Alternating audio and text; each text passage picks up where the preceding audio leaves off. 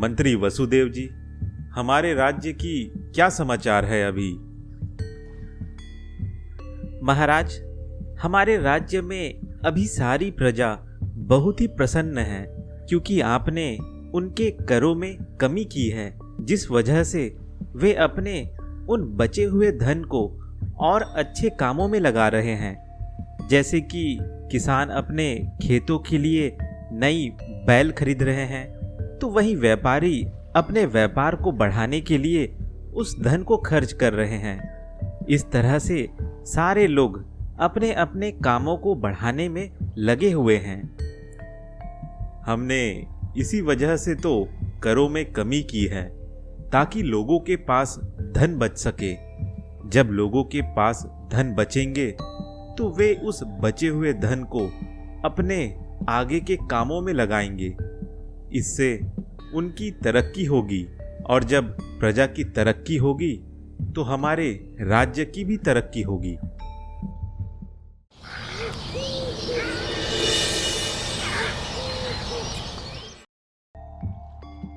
और मंत्री वसुदेव, हमारे पड़ोसी राज्यों की क्या स्थिति है? उनके साथ हमारे कैसे संबंध हैं अभी? महाराज, हमारे आसपास के सारे राज्यों का संबंध हमारे राज्य से बहुत अच्छा है, क्योंकि हम बीच बीच में उनकी मदद करते रहते हैं। किसी न किसी मुसीबत के समय में, चाहे वो अकाल का समय हो या फिर चाहे किसी दुश्मन देश के आक्रमण का समय हो, हम हमेशा अपने पड़ोसी राज्यों की सहायता मुसीबत के समय में करते हैं। इसलिए उनके साथ में हमारे संबंध अच्छे हैं। वे भी हमारे मदद के लिए हमेशा तैयार खड़े रहते हैं। इसमें मेरा कोई हाथ नहीं। पड़ोसी राज्यों के साथ में अच्छा संबंध बनाने का जो जिम्मा है वो है हमारे सेनापति विक्रम। यही है जिनकी वजह से हमारी मित्रता पड़ोसी राज्यों से बहुत गहरी हो गई है। हमारे सेनापति विक्रम के ही बलबूते हमारा राज्य भी बहुत सुरक्षित है। इनके जैसा सेनापति मिलना हमारे लिए सौभाग्य की बात है। धन्यवाद महाराज। ये सारा काम मैं आपकी मदद से ही कर पा रहा हूँ। महाराज, आपने मुझे खुली छूट दे रखी है, जिस वजह से मैं अपने तरीके से सोच पाता हूँ और सही रणनीति बनाकर अपने राज्य को सुरक्षित कर पाता हूँ।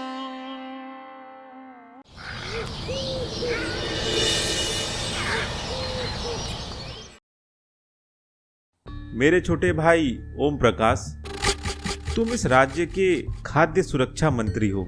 पिछले साल हमारे राज्य में बहुत भीषण गर्मी पड़ी थी, जिसकी वजह से हमारे राज्य में पानी की किल्लत आ गई थी और हमारे फसलों को भी बहुत नुकसान हुआ था। तो हम सब ने मिलकर राज्य के खाद्य सुरक्षा के लिए एक बड़ी सी नहर बनाने की शुरुआत की थी, जिसमें नदी के जरिए नहर का पानी हमारे राज्य तक पहुंचेगा और हमारी फसलों को भी भीषण गर्मी में भी पानी मुहैया कराता रहेगा। तुम बताओ, अभी क्या स्थिति है उस नहर निर्माण की? उसका काम अभी कितना बचा है? महाराज, अभी नहर निर्माण का काम तो चल ही रहा है। अभी आधा काम भी नहीं हुआ है, और लगभग जिस रफ्तार से नहर का काम चल रहा है उससे तो ऐसा लग रहा है कि अगले 2 सालों में भी पूरी तरह से नहर बनकर तैयार नहीं हो सकेगा। ये कैसी बात कर रहे हो ओम प्रकाश? 1 साल पहले काम शुरू होने से पहले तुमने ही कहा था कि यह तो काम 1 साल का ही है। अब 1 साल बाद तुम कह रहे हो कि अब लगभग 2 साल लग जाएंगे उस नहर को बनने में। अब महाराज, मैंने सोचा तो था कि 1 साल में काम पूरा हो जाएगा, लेकिन अब नहीं हो पा रहा, तो मैं क्या करूं महाराज? एक तो इस नहर के निर्माण में हमारे खूब रुपए लगे जा रहे हैं, ऊपर से तुम्हारा काम भी बहुत धीरे हो रहा है। ऐसा लग रहा है कि हमने तुम पर भरोसा करके गलत कर दिया। हमें यह काम अपने वफादार मंत्री दुष्यंत जी को देना था। हमने सोचा था कि तुम हमारे छोटे भाई हो तो तुम्हें भी कुछ काम देंगे तो तुम भी कुछ काम करना सीख जाओगे। लेकिन तुम्हारे इस काम की स्थिति को देखकर तो ऐसा लग रहा है कि तुम नहर बनाने के काम को लेकर बिल्कुल भी गंभीर नहीं हो। तुम ऐसा करो, तुम नहर का आधा काम मुझे अगले 3 महीने में करके दो, वरना मैं तुमसे ये काम छीन लूंगा और अपने दूसरे मंत्री दुष्यंत को ये काम दे दूंगा। मुझे तुमसे ऐसी उम्मीद नहीं थी ओम प्रकाश। मुझे माफ कर दीजिए महाराज, मैं अपनी बातों पर खरा नहीं उतरा।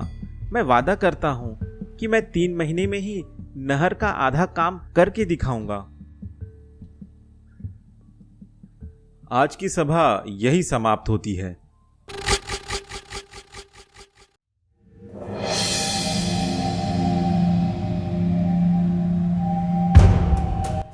क्या हुआ ओम प्रकाश, तुम बड़े चिंतित नजर आ रहे हो। चिंता में नहीं हूँ, मैं गुस्से में हूँ। मुझे गुस्सा इस बात का है कि मेरा बड़ा भाई मेरी कभी भी इज्जत नहीं करता, हमेशा दूसरों के सामने जलील करने का ही काम करता है। अब आज ही देख लो, आज भरी सभा में ही मेरे बड़े भाई ने मुझे कितना जलील कर दिया। मुझसे मेरा काम ही छीनने की बात करने लगा। हाँ ओम प्रकाश, ये तो तुम सही कह रहे हो। तुम राजा के भाई हो। देखा जाए तो तुम एक राजा के समान ही हो, लेकिन तुम्हारे साथ बड़ा ही दुर्व्यवहार होता है। तुम्हें तो तुम्हारा भाई मंत्रियों के जितनी भी इज्जत नहीं देता। यही तो मुझे बहुत बुरा लगता है। काश मेरे पिताजी मेरे लिए कहीं और राज्य बना देते जिसका मैं राजा रहता और मैं आराम से राज करता। कहाँ मैं यहाँ अपने भाई के नीचे बेइज्जती से रह रहा हूँ। हाँ ओम प्रकाश, तुम सही कह रहे हो। तुम्हारा अगर अलग राज्य होता तो तुम वहाँ के राजा होते और तुम्हें जो अच्छा लगता वो तुम करते। तुम्हें कोई रोकने टोकने वाला नहीं होता। लेकिन अब कर भी क्या सकते हैं, किस्मत को यही मंजूर था तो इसे चुपचाप स्वीकार कर लो। मैं किस्मत के भरोसे नहीं बैठता। मैं अब अपनी किस्मत खुद लिखूंगा। मैं तय करूंगा कि मुझे अपने जीवन में क्या करना है। मैं भगवान भरोसे नहीं बैठने वाला। तो तुम क्या करोगे? अपने भाई को अपनी तरक्की के रास्ते से हटा दूंगा और मैं खुद राजा बनकर बैठ जाऊंगा। तुम कहना क्या चाहते हो? मैं ये कहना चाहता हूं श्रीधर कि मैं अपने भाई को मारकर मैं खुद राजा बनूंगा। ये क्या कह रहे हो? मैं सही कह रहा हूं। मैं अपने बड़े भाई को मारकर मैं खुद ही राजा बनूंगा, क्योंकि मेरे पास और कोई दूसरा रास्ता नहीं है मेरे तरक्की का। क्योंकि मैं चाहे कितना भी अच्छा काम क्यों ना कर लूं, मेरा भाई मुझे सिर्फ प्रसन्न होकर कुछ सोने के सिक्के ही देगा और थोड़ी बहुत तारीफ कर देगा। लेकिन अगर मैं अपने भाई को मार दूं तो मैं इस बड़े से राज्य का राजा बन जाऊंगा। हाँ, बड़े भाई के मरने के बाद सारे राज्य का राजा तुम ही बन जाओगे। लेकिन तुमने सोचा है कि अपने बड़े भाई को कैसे मारोगे?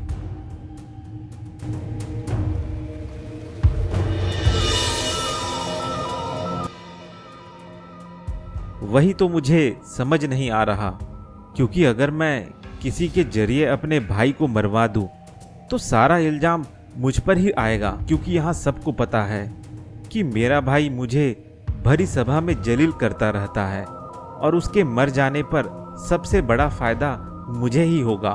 तो सबके सब मुझ पर ही शक करेंगे और कोई भी मंत्री मुझे राजा नहीं बनने देंगे। और खासकर जो हमारा सेनापति विक्रम है, वो तो कभी भी मुझे राजा बनने नहीं देगा। मुझे कुछ ऐसी तरकीब निकालनी होगी जिससे मेरा भाई भी मर जाए और मुझ पर कोई इल्जाम भी ना लगे और मुझे सारे मंत्री और सेनापति मिलकर मुझे राजा बना दे। एक बार मैं राजा बन जाऊंगा तो धीरे धीरे करके सारे मंत्रियों को हटाकर मैं अपने वफादार साथियों को मंत्री बना दूंगा। और रही बात हमारे सूरवीर सेनापति विक्रम की, तो वो तो गुलाम है। वो कभी भी इस राज्य के सिंहासन में बैठे हुए राजा की बात नहीं टालेगा। ना ही बगावत करेगा। एक बार मैं राजा बन जाऊं तो वो मेरी सेवा पूरी जिंदगी भर करेगा। लेकिन परेशानी बस अभी यही है कि मैं अभी अपने भाई को अपने रास्ते से कैसे हटाऊं। अगर तुम्हारे पास कोई तरकीब है तो बताओ, और ये बात तुम्हारे और मेरे बीच ही रहनी चाहिए। अगर तुम मुझे कोई अच्छी तरकीब बताओगे जिससे मेरा भाई मेरे रास्ते से हट जाए और मुझे भी आसानी से इस राज्य का सिंहासन मिल जाए, तो मैं तुम्हें भी माला माल कर दूंगा।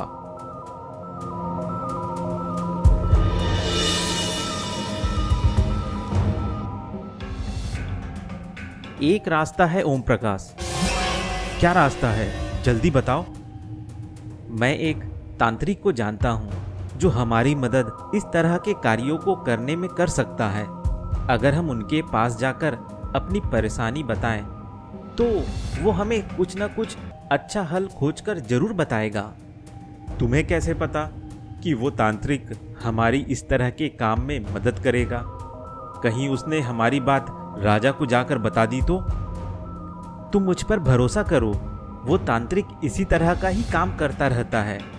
उसने कई सारे राजाओं और मंत्रियों को कई सारे धन लेकर अपनी चालाकी भरी रणनीति से कई सारे राजाओं और मंत्रियों को रास्ते से हटाता रहता है, और एक राजा को हटाकर दूसरे राजा या एक मंत्री को हटाकर दूसरा मंत्री बनवाता रहता है। उसके पास इसी तरह का काम करवाने के लिए कई सारे बड़े बड़े राजा भी दूर दूर से आते हैं। वो हमारी भी इस काम में मदद करेगा और हमारे इस खुफिया राज को किसी के पास भी जाहिर नहीं करेगा। बस हमें उसे मुंह मांगे स्वर्ण मुद्राएं देने होंगे। अगर ऐसी बात है तो चलो, हम तुरंत ही उस तांत्रिक से मिलने चलते हैं। ठीक है, तो हम कल सवेरे उस तांत्रिक से मिलने चलेंगे।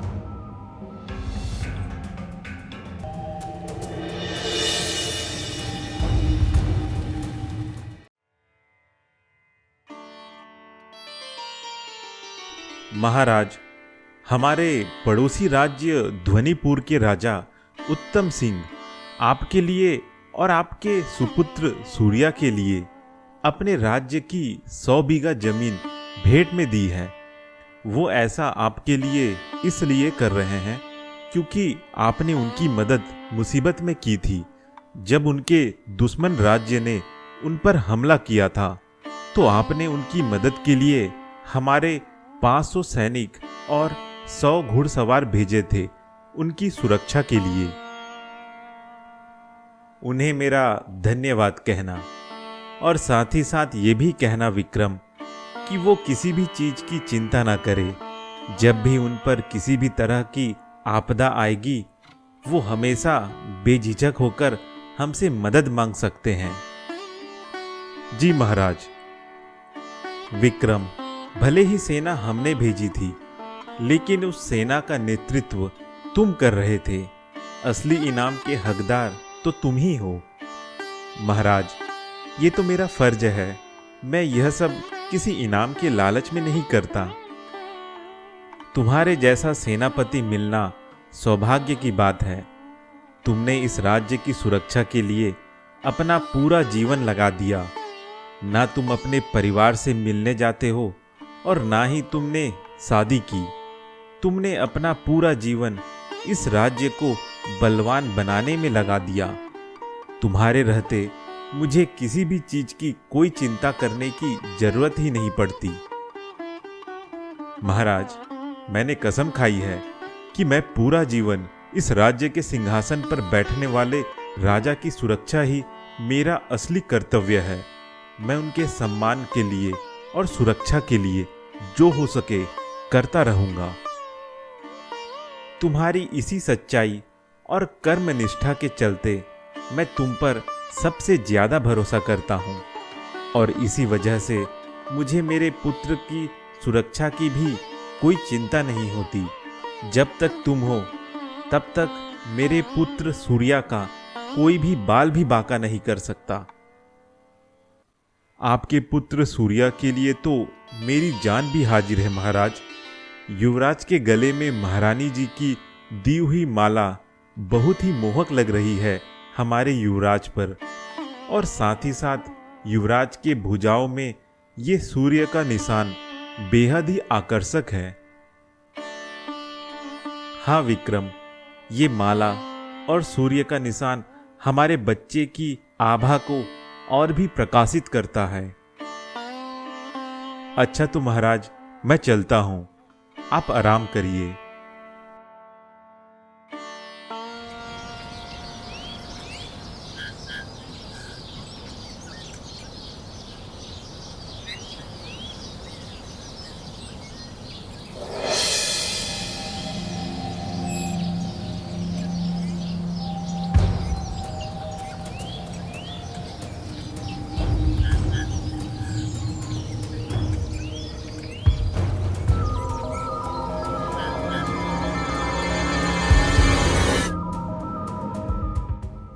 प्रणाम रुद्रा जी। आओ श्रीधर, बड़े दिनों बाद आए हो हमारे पास। हाँ रुद्रा जी, अब जब कोई जरूरी काम होता है तभी ही आपकी याद आती है। बोलो, क्या काम है? और ये तुम्हारे साथ कौन आया है? रुद्रा जी, ये भवानीपुर के राजा महेंद्र के छोटे भाई ओम प्रकाश है। मैं इन्हीं के काम के लिए आपके पास आया हूँ। तुम्हें पता है ना कि मैं किसी के काम को करने के लिए कुछ धन लेता हूँ। जी रुद्रा जी, हमें पता है। आप जितना बोलेंगे हम आपको उतना धन देंगे। पहले तुम काम बताओ, फिर मैं बताऊंगा कि मुझे कितना धन लगेगा।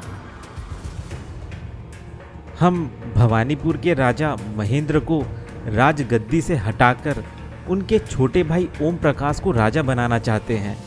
हम चाहते हैं कि आप हमें कोई ऐसी तरकीब बताएं जिससे राजा भी मर जाए और उनके छोटे भाई ओम प्रकाश पर भी कोई शक न करे। एक तरकीब है। उस तरकीब को बताने से पहले मैं तुमसे 1000 स्वर्ण मुद्राएं लूंगा।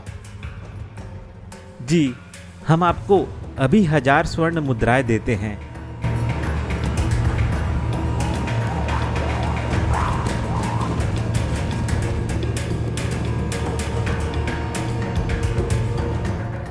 ये लीजिए, ये 1000 स्वर्ण मुद्राएं हैं। अब मैं तुम्हें तरकीब बताता हूं उस राजा को हटाने की।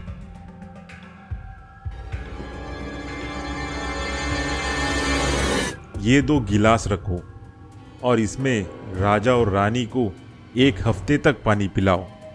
वे अपने आप ही 1 हफ्ते में धीरे धीरे बीमार होकर मर जाएंगे।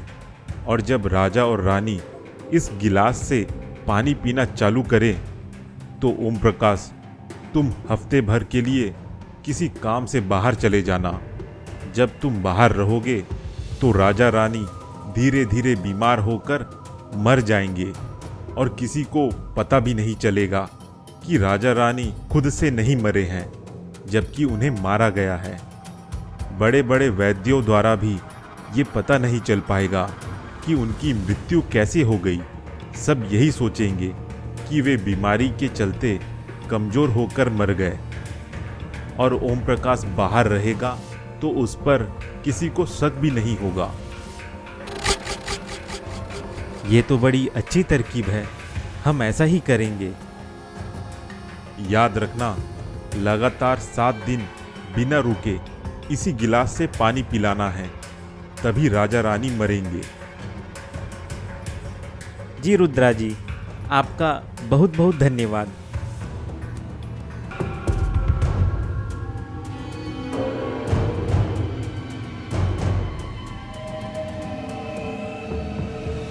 श्रीधर, मैं कल ही भैया से झूठ बोलकर 8 दिन के लिए कहीं चला जाऊंगा। मैं ये कह दूंगा कि मैं जल्दी नहर बनवाने के लिए बाहरी राज्य से कुछ नए कारीगरों को खोजने के लिए जा रहा हूँ। मेरे बाहर चले जाने पर तुम मेरी गैर हाजिरी में चुपके से भैया भाभी के पानी पीने वाली गिलास को बदलकर इस जहरीली गिलास को रख देना। और तुम नज़र रखना कि भैया भाभी इसी गिलास से पानी पिए। जब वे दोनों मर जाएं, तो तुम चुपके से उन जहरीली गिलास को हटा देना, ताकि वो गिलास किसी के हाथ ना लगे और किसी को पता ना लगे कि ये गिलास जहरीली गिलास है। हाँ ओम प्रकाश, मैं ऐसा ही करूँगा। तुम चिंता मत करो, मेरे रहते तुम्हें फिक्र करने की कोई ज़रूरत नहीं। अगर तुम मेरा ये काम सफाई से करोगे तो मैं तुम्हें माला माल कर दूंगा। हाँ ओम प्रकाश, तुम फिक्र मत करो। राजा रानी की मृत्यु कैसे हुई, इस मृत्यु की खबर किसी को नहीं होगी।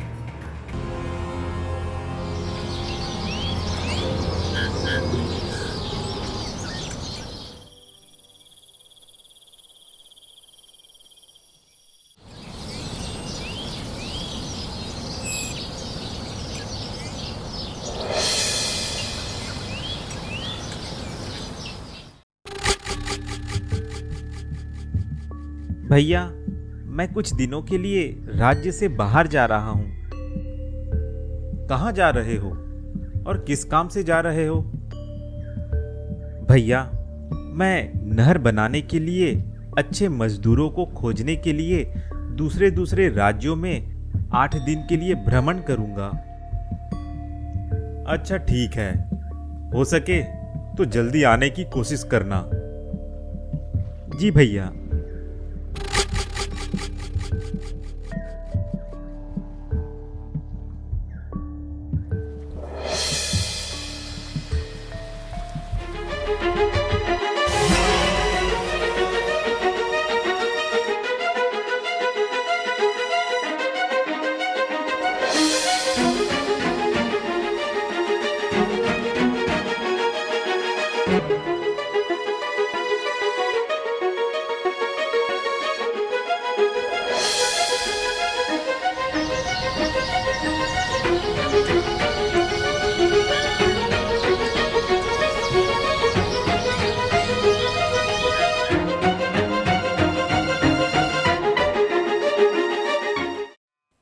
महाराज, आप दोनों की तबीयत कैसी है? क्या मैंने जो दवाई आप दोनों को 2 दिन पहले दी थी, क्या वो काम कर रही है? क्या बताऊं वैद्यराज जी, आपकी दवाई का कोई असर नहीं हो रहा है। मेरी तबीयत तो कुछ दिनों से दिन ब दिन बहुत ज़्यादा खराब होती जा रही है। मुझे हर समय चक्कर आते रहते हैं, सांस लेने में तकलीफ भी होती है। हम दोनों को तो भूख भी नहीं लगती। वैद्यराज जी, आप हमारा इलाज अच्छे से करिए। महाराज, मुझे तो आपकी बीमारी समझ ही नहीं आ रही। जब बीमारी का पता ही नहीं चलेगा तो कैसे मैं सही इलाज करूं? लेकिन आप फिक्र मत करिए, मैं आसपास के राज्यों में जाकर आपकी बीमारी को ठीक करने के लिए दूसरे वैद्यों को बुलाकर लाऊंगा और आपको जल्दी से ठीक करूंगा।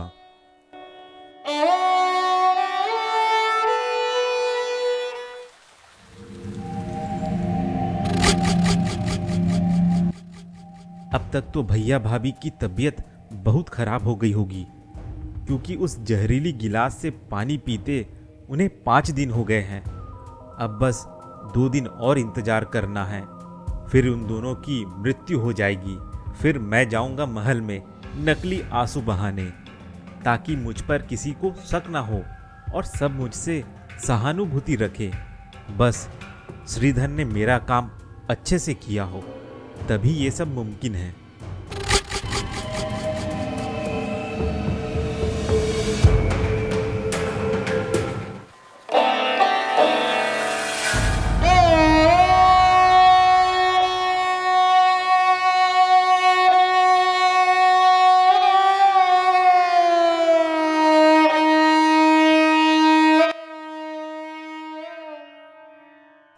हमारे इस राज्य के सिंहासन को ज्यादा दिनों तक खाली रखना सही नहीं होगा। हमें इसी सिंहासन पर किसी न किसी को तुरंत विराजमान करना होगा, ताकि वो इस बड़े से राज्य को संभाल सके। आप सही कह रहे हैं मंत्री जी। ज्यादा समय तक सिंहासन को खाली रखना सही नहीं होगा। हमें तुरंत ही इस सिंहासन का उत्तराधिकारी खोजना ही होगा। बताइए आप लोग, अगर आपको कोई सच्चा उत्तराधिकारी इस सिंहासन के लिए जम रहा है तो बताइए। अब महाराज और महारानी दोनों ही नहीं रहे। उनकी जगह उनका असली उत्तराधिकारी तो उनका बेटा सूर्या ही है। लेकिन जब तक सूर्या बड़ा ना हो जाए सिंहासन को संभालने लायक, तब तक इस सिंहासन को संभालने के लिए हमें कोई ना कोई चाहिए। मेरा मानना है कि महाराज के छोटे भाई ओम प्रकाश जी को इस सिंहासन पर बैठाया जाए, क्योंकि महाराज के मृत्यु के बाद उनके परिवार में सिंहासन को संभालने लायक अगर कोई व्यक्ति है तो वो महाराज के छोटे भाई ओम प्रकाश हैं। मैं तो चाहूँगा कि ओम प्रकाश जी को ही राज्य का राजा बनाया जाए, जब तक महाराज का बेटा सूर्या बड़ा ना हो जाए। बताइए, आप लोगों की क्या राय है? आप सही कह रहे हैं। महाराज के छोटे भाई ओम प्रकाश से बेहतर कोई और व्यक्ति नहीं है इस सिंहासन को संभालने के लिए। मैं अपना मत इस राज्य के राजा के लिए ओम प्रकाश जी को चुनता हूँ। हम सब भी ओम प्रकाश को इस राज्य का राजा घोषित करते हैं।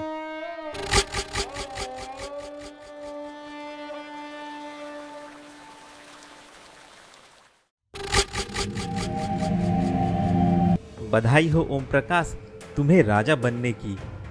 आखिर हमारी तरकीब काम आ ही गई। तुमने अपने रास्ते का पत्थर हटाकर अपने आप को राजा बना ही लिया। अब मेरा इनाम भी मुझे दे दो। बड़ा आया मुझसे इनाम लेने। मुझे अभी श्रीधर को भी अपने रास्ते से हटाना होगा। ये मेरे बहुत से राज जानता है। मैं ऐसा करता हूँ कि मैं अपने वफादार सैनिकों से इसे मरवा देता हूँ। हाँ श्रीधर, तुमने मेरी बहुत मदद की। तुम चिंता मत करो, मैं तुम्हें तुम्हारा इनाम जल्द ही दिला दूंगा। और इस बालक सूर्या का भी कोई इंतजाम कर दो। हाँ, इसके बारे में भी मैंने सोच लिया है। इसे भी मैं नदी में फेंक दूंगा। मैं नहीं चाहूँगा कि जब ये बड़ा हो तो मुझसे मेरा सिंहासन छीने। तुम ऐसा करो, तुम्हारे पास जो जहरीली गिलास है उसे तुम मुझे दे दो और मैं तुम्हें तुम्हारा इनाम भी दे दूंगा। ठीक है ओम प्रकाश, मैं अभी वो 2 जहरीली गिलास लेकर आता हूँ।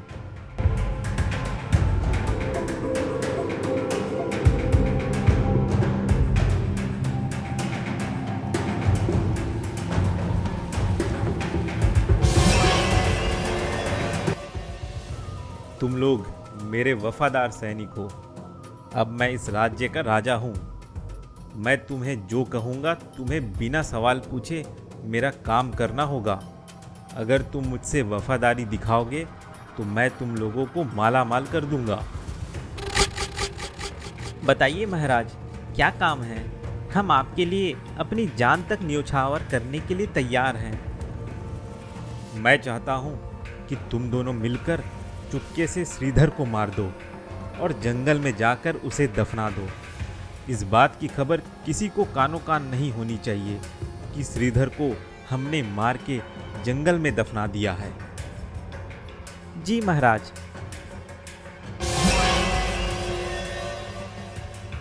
यह तो मुझे ही मारने की साजिश रच रहा है। ये तो मेरे साथ ही धोखा कर रहा है। मुझसे बहुत बड़ी गलती हो गई। मैंने इस धोखेबाज आदमी का साथ दिया और हमारे ईमानदार और मेहनती राजा को जहरीली गिलास में पानी देकर मार दिया। ये मुझसे बहुत बड़ी गलती हो गई। अब जो गलती हो गई सो हो गई। अब आगे और कोई गलती नहीं होने दूंगा। मैं ऐसा करता हूँ कि मैं अभी इस राज्य को छोड़कर भाग जाता हूँ और साथ में महाराज के बेटे सूर्या को भी लेकर कहीं चला जाता हूँ। उसे मैं कहीं किसी अच्छी जगह देखभाल के लिए छोड़ दूंगा और साथ ही साथ अपने साथ में वो 2 जहरीली गिलास को भी साथ ले जाता हूँ। मैं नहीं चाहता कि जब मैं इस राज्य को छोड़कर चला जाऊँ तो ये दुष्ट ओम प्रकाश सूर्या का कोई नुकसान कर दे।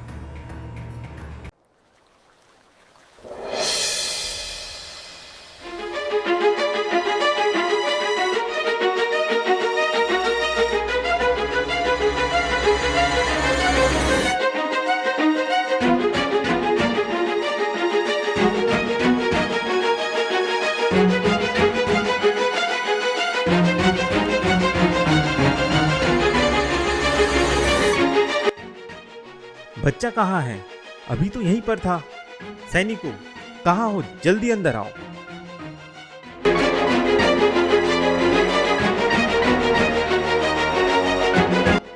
तुम लोगों ने बच्चे को देखा?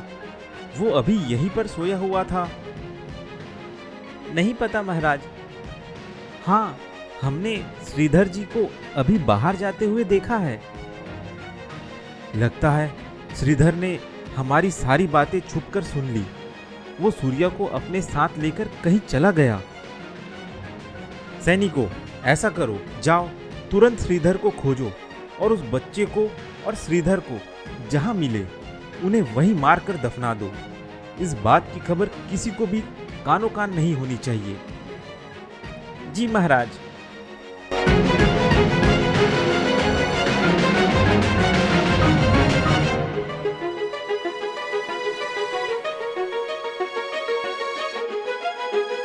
वो देखो, वो भागा जा रहा है श्रीधर।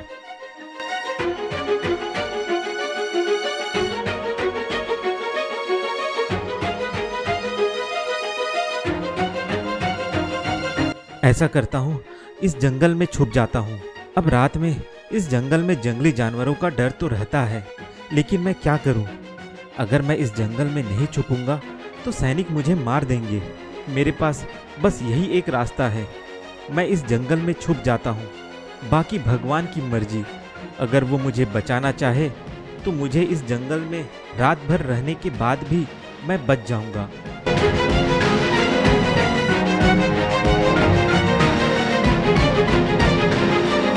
श्रीधर बच्चे के साथ में इस घने जंगल में घुस गया है। रात का समय है। इस जंगल में रात के समय बड़े बड़े खूंखार शेर और भालू बाहर निकलते हैं। हमारा इस जंगल में रात में जाना सही नहीं होगा। अब श्रीधर इस जंगल में गया है तो उसका बच पाना बहुत ही मुश्किल है। ऐसा करते हैं कि हम राजा को कह देते हैं कि श्रीधर और बच्चे को हमने मारकर जंगल में दफना दिया है। वैसे भी श्रीधर और बच्चे का इस जंगल में रात में बच पाना बहुत ही ज्यादा मुश्किल है। हाँ, चलो हम ऐसा ही कह देते हैं महाराज से।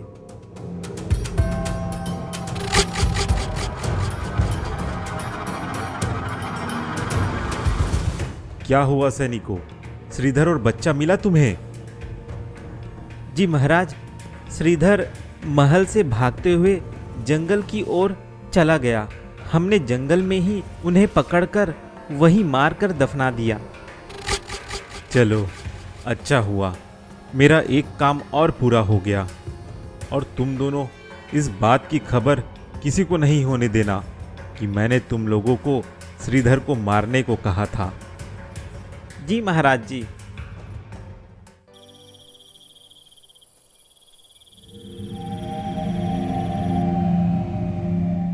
अच्छा हुआ, मेरे रास्ते का पत्थर हट गया। भैया भाभी भी खत्म हो गए और जो उनकी संतान थी वो भी अब खत्म हो गई। और राज्य के सारे मंत्रियों ने मुझ पर भरोसा करके मुझे इस राज्य का राजा बना दिया है। बस कल मैं और एक झूठ कह दूंगा श्रीधर और बच्चे के बारे में। मैं कह दूंगा भरी सभा में कि श्रीधर ने बच्चे को अगवा करके कहीं ले गया है। और सभी को ये भी कह दूंगा कि जो भी श्रीधर और बच्चे को खोज कर लाएगा मैं उसे खूब इनाम दूंगा।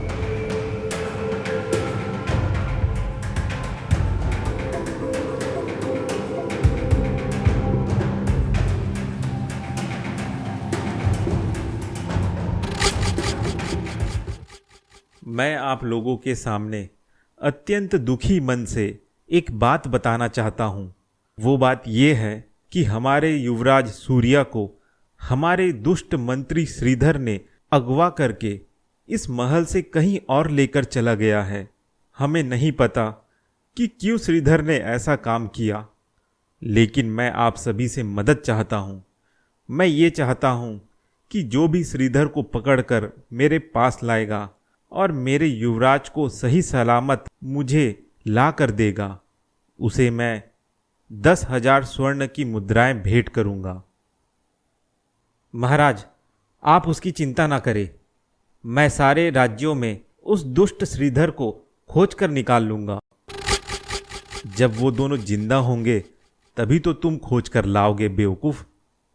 हाँ सेनापति विक्रम, मुझे तुम पर भरोसा है कि तुम युवराज को खोजकर सही सलामत मेरे पास लाओगे।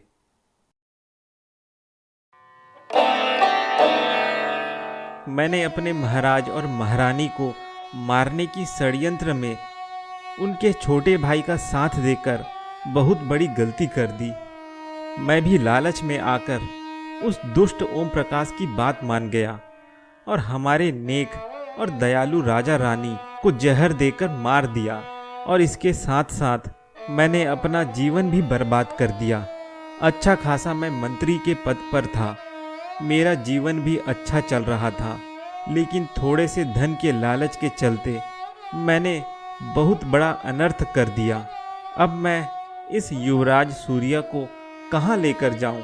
अगर मैं इस बच्चे को अपने साथ रखूंगा तो उसकी जान को खतरा रहेगा, क्योंकि ओम प्रकाश भी अपने सैनिकों के द्वारा मुझे आसपास के राज्यों में मेरी खोजबीन करा रहा होगा।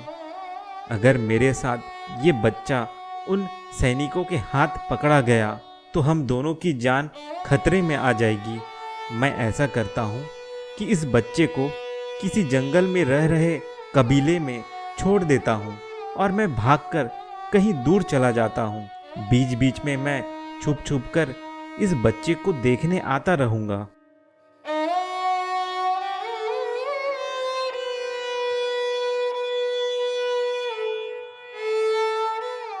मैं ऐसा करता हूँ कि इस बच्चे को इस घर के बाहर ही छोड़ देता हूँ। जो भी इस घर में होगा वो इस बच्चे को संभाल ही लेगा।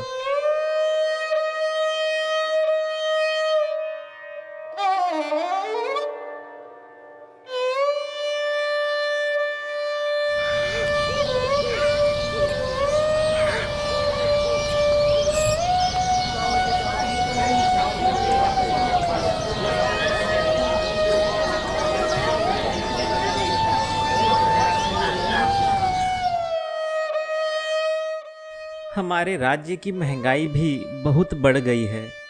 हमसे इतने काम कराए जाते हैं, लेकिन बदले में हमें कुछ भी नहीं मिलता, क्योंकि जो आमदनी होती है उससे तो हम ढंग का कुछ खरीद ही नहीं पाते।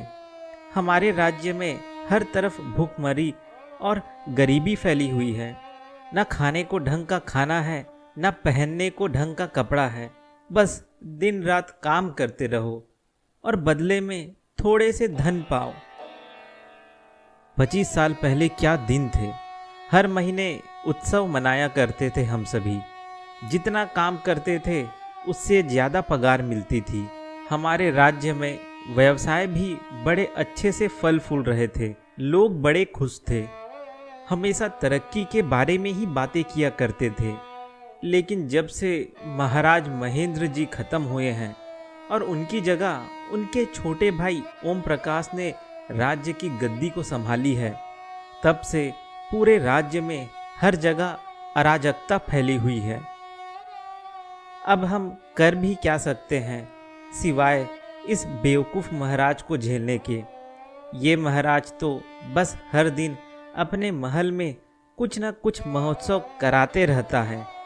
इन्हें बिल्कुल भी चिंता नहीं है कि जनता भूखी है, कि जनता की क्या ज़रूरत है। वो तो बस अपने बारे में ही सोचते हैं।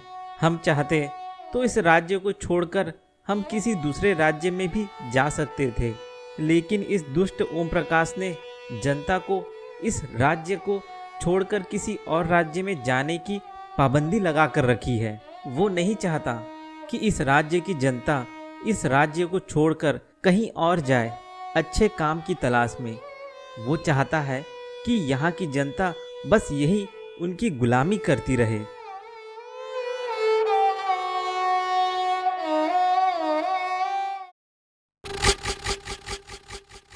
सेनापति विक्रम, क्या स्थिति है हमारे राज्य की? क्या पड़ोसी राज्य अभी भी हमें परेशान करने की कोशिश कर रहे हैं? महाराज, वो बीच बीच में हम पर आक्रमण करने की कोशिश करते रहते हैं, लेकिन मैं उनके सारे चालों को विफल कर देता हूँ। यही बात तो मुझे बहुत अच्छी लगती है तुम्हारी विक्रम। तुम्हारे रहते मुझे और मेरे राज्य को कोई हथिया नहीं सकता। महाराज, मैं आपसे कुछ दरख्वास्त करना चाहूँगा। हाँ, बोलो। महाराज, मैं ज़्यादा समय तक इतने सारे पड़ोसी राज्य के दुश्मनों को रोक कर नहीं रख सकता। मैं आपसे एक बात कहना चाहूँगा महाराज, वो ये कि अगर आप अपने पड़ोसी राज्यों के राजाओं से मित्रता करें और मुसीबत के समय में उनकी सहायता करें और जो भी ज़मीनें आपने उनकी कब्जा करके रखी हैं उन्हें बाइज्जत वापस कर दें, तो हमारे पड़ोसी राज्यों के राजाओं द्वारा हम पर आक्रमण नहीं होगा। हमें अपने पड़ोसी राज्यों से दोस्ती बना के रखनी चाहिए। अगर पड़ोसी राज्य हमसे दुश्मनी करके रखें तो हम कभी भी चैन से नहीं रह सकते। हमारा पूरा ध्यान हमेशा हमारे राज्य की सुरक्षा और युद्ध में ही लगा रहेगा। और आपको तो पता ही है कि युद्ध में कितना नुकसान होता है, कितने धन खर्च होते हैं। अगर हम अपने पड़ोसी राज्यों से दोस्ती करके रखें तो हमारे खूब धन बचेंगे और उन सारे धन को हम राज्य की तरक्की और राज्य में रहने वाली जनता की भलाई में लगाएंगे। ये क्या डरपोक वाली बात कर रहे हो विक्रम? क्या तुम अब युद्ध से डरने लगे हो जो ये डरपोक वाली बात कर रहे हो? तुम एक योद्धा हो, तुम्हारा कर्तव्य है युद्ध करते रहना, और तुम मुझे ये बेफिजूल की सलाह मत दिया करो। तुम्हारा काम है इस राज्य की सुरक्षा करना, तो तुम इस राज्य की सुरक्षा में ध्यान दो। और रही बात पड़ोसी राज्यों के जमीनों को वापस करने की, तो वो मैं हरगिज नहीं करूँगा। मैं इतना कायर नहीं हूँ कि मैं इतनी सारी उपजाऊ जमीनों को चुपचाप उन्हें वापस लौटा दूँ। तुम बस इतना ध्यान रखो कि हमारी सेना की ताकत में कोई कमी ना हो। तुम्हें जितनी भी हथियारों की जरूरत हो तुम बनाओ। जितने धन लगे हमारी सेना को मजबूत करने में और हमारे राज्य को सुरक्षित करने में, मैं पूरा धन तुम्हें दूंगा। जी महाराज।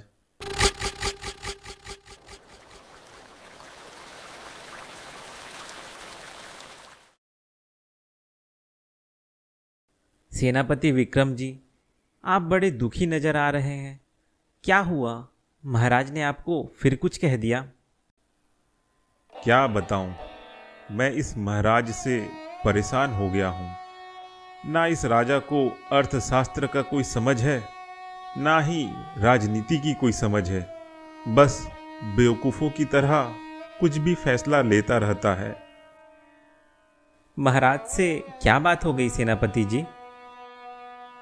वही पुरानी बात कि ज़्यादा से ज़्यादा धन खर्च करके सेना को और मजबूत करें और नए नए हथियारों को बनाएं, ताकि हम पड़ोसी राज्यों से अच्छे से युद्ध कर सकें और उन्हें हराकर उनकी ज़मीनों को हथिया सकें और हमारे राज्य को और बड़ा और सुरक्षित बनाएं।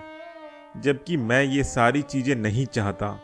मैंने उनको इसका कारण भी बताया कि अगर हम पड़ोसी राज्यों के हथियाए हुए ज़मीनों को वापस कर दें और उनसे मित्रता कर लें तो उससे हमारा ही फ़ायदा होगा। हमारा जो बेफिजूल में धन खर्च युद्ध में हो रहा है वो बच जाएगा। साथ ही साथ ये बचे हुए धन हम हमारे प्रजा की तरक्की में लगाएंगे। लेकिन राजा तो मेरी बात मानने को ही तैयार नहीं। वो बस हमारे सैनिकों को युद्ध में ढकेलकर अपना सुरक्षित रहना चाहता है। ना उसे राज्य की कोई फिक्र है, ना जनता की कोई फिक्र है, ना ही सैनिकों की फिक्र है। वो तो बस अपने ऐशो आराम की फिक्र करता है। हाँ सेनापति जी, आप सही कह रहे हैं। बेवजह के युद्ध से किसी का कोई फायदा नहीं है। मुझे मेरे पिताजी आज भी वो पुरानी बातों को याद दिलाकर बताते हैं कि 25 साल पहले कितना सुखी राज्य था, जब हमारे महेंद्र राजा इस राज्य के राजा थे। ना कोई युद्ध होते थे, ना ही सैनिकों की जान जाती थी, और प्रजा भी बहुत खुश थी। हमारे राज्य का व्यापार भी खूब फल फूल रहा था उस समय। लेकिन जब से महेंद्र राजा की जगह ओम प्रकाश जी राजा बने हैं, तब से प्रजा का तो जीना ही मुश्किल हो गया है। सेनापति जी, आप बुरा ना माने तो मैं आपसे एक बात कहना चाहूँगा। सेनापति जी, आप तो जानते ही हैं कि ये राजा कितना दुष्ट है, तो फिर आप क्यों बगावत नहीं करते इस राजा के विरुद्ध? सेना आपकी बात मानती है। आप अगर चाहें तो आप भी राजा बन सकते हैं और इस प्रजा का भला कर सकते हैं। मैं ऐसा नहीं कर सकता। मैं अपने दिए हुए वचन से बंधा हुआ हूँ। मैं जब इस राज्य का सेनापति बना था तो मैंने कसम खाई थी कि इस राज्य के सिंहासन पर जो भी विराजमान होगा उसकी सुरक्षा का पूरा दायित्व तो मेरा होगा। अब वो राजा चाहे जैसा भी हो, मैं उसकी सेवा पूरे दिल से करूँगा। इसलिए मैं कभी बगावत नहीं करता और एक सेवक की तरह उस राज्य सिंहासन की सेवा करता रहता हूँ। सेनापति जी, तो महाराज महेंद्र की जो संतान थी जिसका नाम सूर्या था, उसका क्या हुआ? उसे 25 साल पहले श्रीधर नाम के एक मंत्री ने अगवा कर लिया था। उन दोनों की खोज मैं आज भी कर रहा हूँ। अगर सूर्या जिंदा है तो आज वो खूब बड़ा हो गया होगा। अगर वो मुझे मिल जाए तो मैं उसे इस राज्य का राजा बना दूंगा, क्योंकि मैंने महाराज को वचन दिया था कि मैं सूर्या की देखभाल करूंगा। लेकिन पता नहीं कि वो जिंदा है कि नहीं है। अगर जिंदा है तो कहाँ है, किस हाल में है?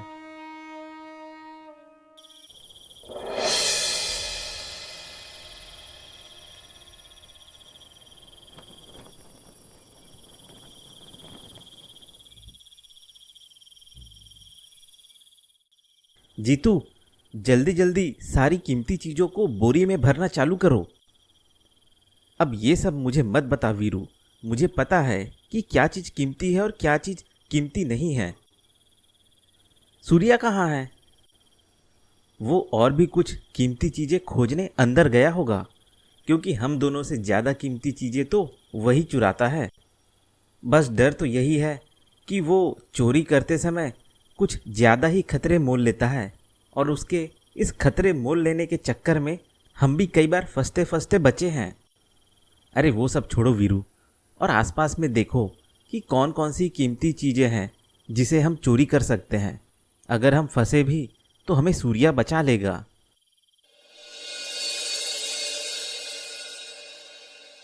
ये रहा असली माल। बाकी सारे कीमती चीज़ों को छोड़ो, सबसे असली कीमती चीज़ तो यही है। मैं इसे ही आज इस महल से चोरी करूंगा।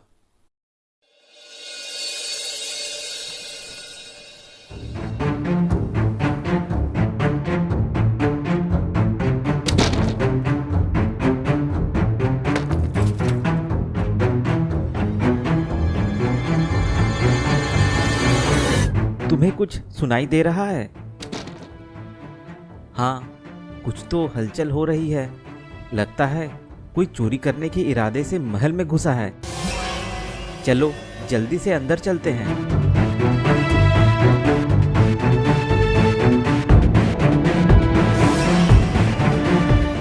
कौन हो तुम लोग और क्या कर रहे हो यहाँ? भाग वीरू भाग, पकड़ो इनको, ये यहाँ चोरी करने आए हैं।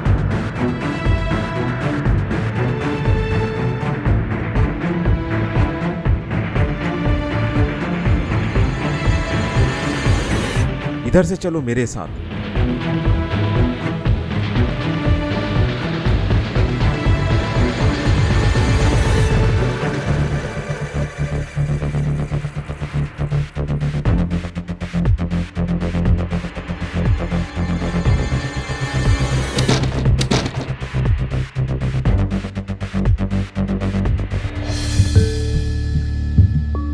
मुझे तो लग रहा था कि आज हम फंस जाएंगे। आज हम सैनिकों से पकड़ाते पकड़ाते बच गए। हाँ वीरू, आज अगर सैनिकों के हाथ लग जाते तो हमारी खूब पिटाई होती और उल्टा हमें कई सालों तक घोर कारावास में रख देते। वो तो अच्छा हो गया कि सही मौके पर सूर्या आ गया और हमें सही रास्ते से भगाकर ले आया। लेकिन सैनिक भी हमारा पीछा करना नहीं छोड़े। वो भी हमारा पीछा बहुत दूर तक किए। वो तो अच्छा हो गया कि सूर्या ने पहले से ही उनके लिए जाल बिछा के रखा था। वैसे सूर्या, ये सब जाल बिछाने का काम तुमने कब किया? ये सब रणनीति मैं 3 दिन से बना रहा था कि अगर हम फंस गए तो किस रास्ते से हम भागकर बच सकते हैं, और अगर हमारा कोई पीछा करेगा तो हम कैसे उससे छुटकारा पाएंगे। मैं किसी भी जगह चोरी करने से पहले वहां से अपने आप को और तुम लोगों को सुरक्षित निकालने की रणनीति पे काम करता हूँ। ऐसा नहीं कि बस तुरंत हमने कोई रणनीति बनाई और तुरंत उस पर काम करना चालू कर दिया और बिना सोचे समझे चोरी करने चले गए। किसी भी काम में जीत हासिल करने के लिए उस काम की रणनीति पर अच्छे से काम करना चाहिए, तभी तुम हर समय जीतोगे। इसलिए तो हम तुम्हारे साथ ही चोरी करते हैं। हम आज तक कभी भी चोरी करते नहीं पकड़े गए, वो भी सिर्फ तुम्हारी वजह से। अब चलो घर चलते हैं। सारे गांव वाले हमारा इंतजार कर रहे होंगे। वैसे भी आज मैंने खूब मोटा धन हाथ मारा है। इतने धन से हमारे गांव वालों के राशन का समाधान पूरे महीने भर के लिए हो जाएगा। हाँ हाँ, चलो अब हम घर चलते हैं।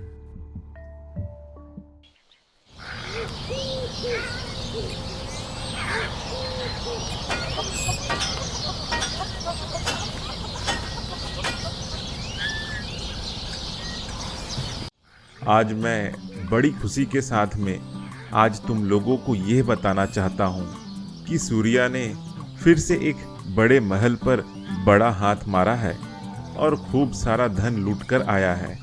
जब हम उस धन की गिनती गिने और हिसाब लगाया तो पता चला कि उतने धन से पूरे गांव वालों का राशन 2 महीने के लिए मुफ्त हो जाएगा। मैं हम सब गांव वालों की तरफ से सूर्या को 2 जोड़ीदार साथी वीरू और जीतू को धन्यवाद करता हूँ कि उन तीनों ने मिलकर गांव वालों के लिए इतने बड़े राशन का इंतजाम किया।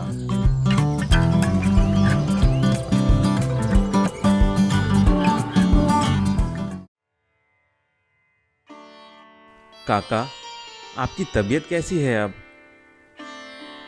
अब इस उम्र में मेरी तबीयत थोड़ी ना कोई अच्छी होगी सूर्या। अब तो मेरे जाने का समय हो गया है। ये कैसी बात कर रहे हो काका? मैंने जब से ये दुनिया देखी है तब से आप ही को मैंने अपना पिता और माँ समझा है। आप ही ने मेरी पूरी जिंदगी देखभाल की। अगर आप चाहो तो मैं किसी अच्छे वैद्य से बात करके आपका इलाज करा सकता हूँ। रहने दो सूर्या, मैंने बहुत जीवन जी लिया। मुझे अब इस जिंदगी से कुछ नहीं चाहिए। हाँ, बस गांव वालों की देखभाल चाहता था, वो तो अब तुम ही कर रहे हो। इससे ज्यादा मुझे क्या चाहिए। जब मैं जवान हुआ करता था तब मैं अपने पूरे गांव वालों के राशन पानी का इंतजाम किया करता था। अब मेरी जगह तुम आ गए हो तो मुझे अपने गांव वालों के भविष्य की कोई चिंता नहीं। काका, हम कब तक इसी तरह से चोरी करके अपने गांव वालों का पेट पालेंगे? हम कुछ अच्छा सा व्यवसाय नहीं कर सकते क्या? ये कब तक हम दूसरों से छुपते फिरेंगे? हमें भी आज़ादी से आत्मसम्मान के साथ जीवन जीने का हक है। ये तो तुम सही कह रहे हो सूर्या कि हमें भी आत्मसम्मान के साथ जीवन जीने का हक है, लेकिन इस निर्दयी दुनिया में हमेशा एक ताकतवर इंसान अपने से कमजोर आदमी का शोषण करता है।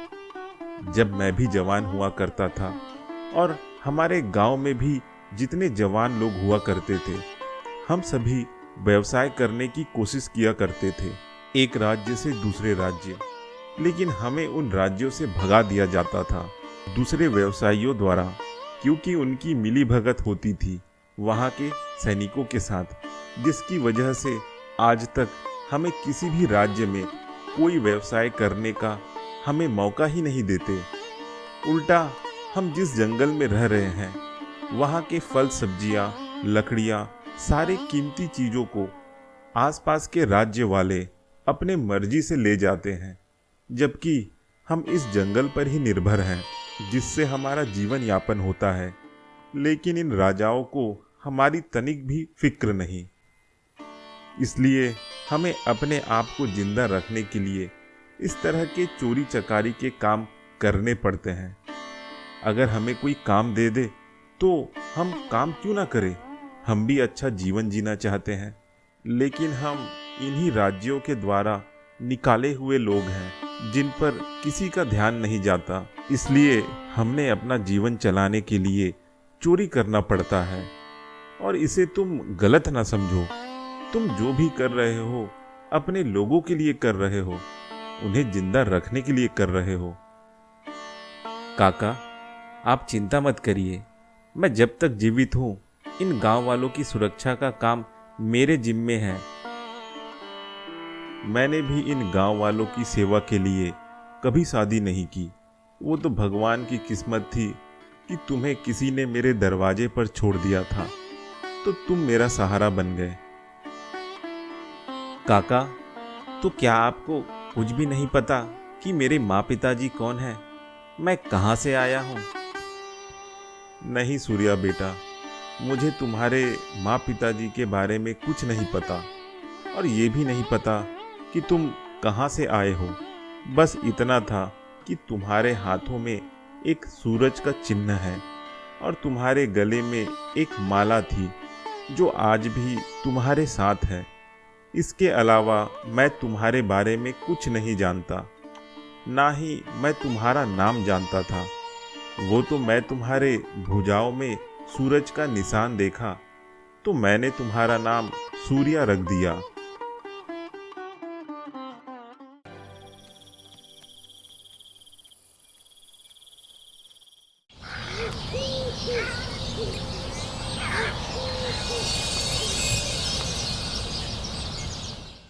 वीरू और जीतू क्यों ना ऐसा करते हैं, कुछ बड़ा हाथ मारते हैं। ये महीने 2 महीने के राशन के लिए थोड़ी बहुत चोरी करना, बार बार अपने जीवन को जोखिम में डालना, इतने थोड़े से चोरी के लिए मुझे सही नहीं लगता। मैं तो कहता हूँ एक बड़ी चोरी किया जाए, जिससे कम से कम साल भर का राशन तो हमारा आराम से हो जाए। हाँ सूर्या, तुम सही कह रहे हो। ये 10-15 दिन या 1 महीने के राशन के लिए चोरी करना मुझे सही नहीं लगता। एक बड़ी चोरी की जाए, वही सही रहेगा। अब तुम ही बताओ, किस राज्य में हम चोरी करने जाएं? मेरे नज़र में एक राज्य है जहाँ हमने अभी तक चोरी नहीं किया है, और वह राज्य है भवानीपुर। इस बार हम भवानीपुर के राजमहल पर हाथ साफ करेंगे, और इस बार कोई छोटी मोटी चोरी नहीं करेंगे, इस बार बहुत बड़ा हाथ मारेंगे। हाँ सूर्या, इस बार भवानीपुर के राजमहल में चोरी करेंगे। हम परसों रात को भवानीपुर के राजमहल में चोरी करेंगे।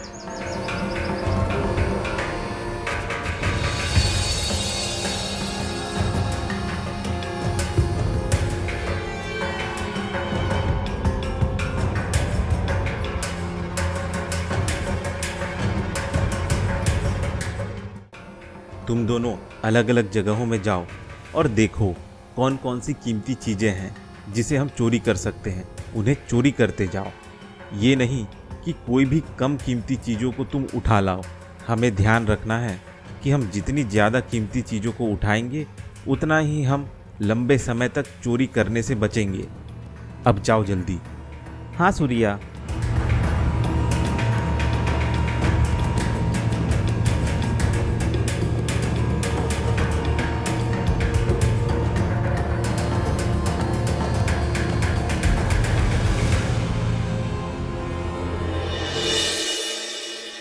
सेनापति जी, हमारे महल में एक चोर घुस आया है। किस कमरे में है? महाराज के बगल वाले कमरे में वो चोर घुसा है। ऐसा करो, तुम लोग जाकर अलग अलग जगहों की छानबीन करो। शायद ये अकेला चोर ना हो, इसके साथ में कुछ और लोग भी हों जो इस राजमहल में चोरी करने आए हों। अगर वो लोग दिखे तो उन्हें तुरंत पकड़कर मेरे पास लाओ। जी सेनापति जी।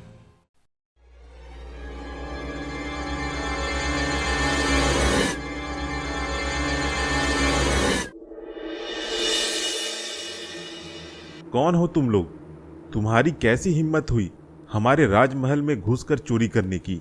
सैनिकों, जाओ इन्हें कैद खाने में बंद कर दो और 2 दिन तक इन्हें खाना और पानी मत दो। 2 दिन तक जब भूखे प्यासे रहेंगे तो इनके होश ठिकाने आ जाएंगे। यही इनकी सजा है।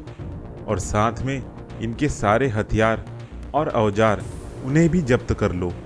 इनके पास कोई भी औजार नहीं होना चाहिए। जी महाराज। तुम लोगों के पास में जो भी हथियार है सब तुम हमारे पास जमा कर दो, चाहे वो हाथ में पहनी हुई अंगूठी ही क्यों ना हो या गले में पहना हुआ हार ही क्यों ना हो। अभी सारी चीजें दे देता हूँ, फिर बाद में आकर इनसे मैं अपनी चीजें चुरा लूंगा।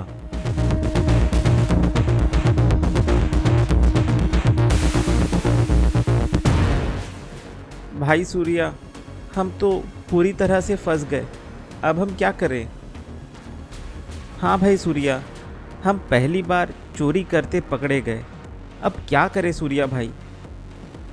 अरे तुम लोग चिंता बहुत करते हो, मैं हूं ना तुम्हारे साथ। अभी कुछ देर रुको, फिर मैं तुम्हें इस कैद खाने से भी छुड़वा कर बाहर ले चलूंगा।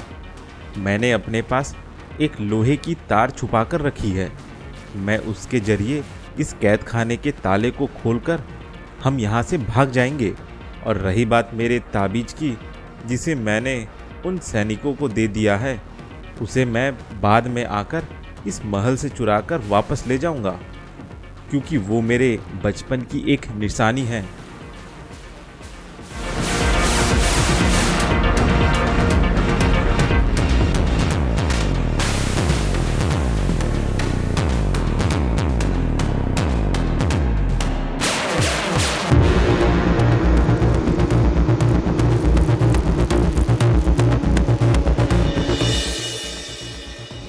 सेनापति विक्रम जी, जिन 3 चोरों को हमने पकड़ा था वो कैद खाने से ताला खोलकर भाग गए।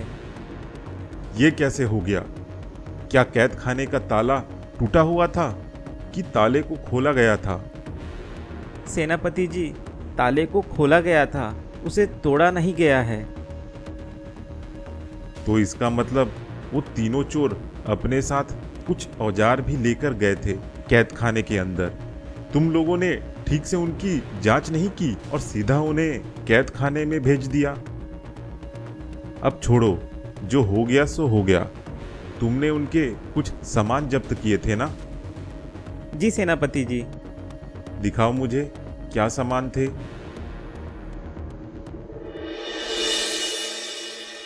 ये माला तो महाराज महेंद्र के पुत्र सूर्या का है। तो महाराज ने इस माले को अपने पुत्र सूर्या के गले में डाला था। कहीं उन चोरों में से एक चोर सूर्या तो नहीं? इस माले को लेने के लिए दोबारा उनमें से एक चोर वापस आएगा ही। अगर वो चोर सूर्या निकला तो ये हमारे लिए बहुत खुशी की बात होगी। अब जाओ तुम लोग और ठीक से पहरा दो। ये हार जिसका भी है वो इस हार को लेने के लिए एक ना एक बार फिर वापस आएगा। तो इस बार तुम लोग ध्यान से पहरा देना, और वो चोर अगर पकड़ा जाए तो मुझे आकर तुरंत खबर करना। जी सेनापति जी।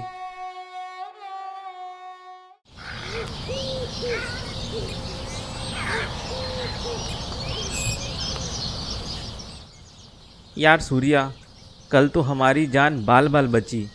अगर तुम्हें एक ताला खोलना नहीं आता तो हम पता नहीं उस कैद खाने में आजीवन सड़ते रहते।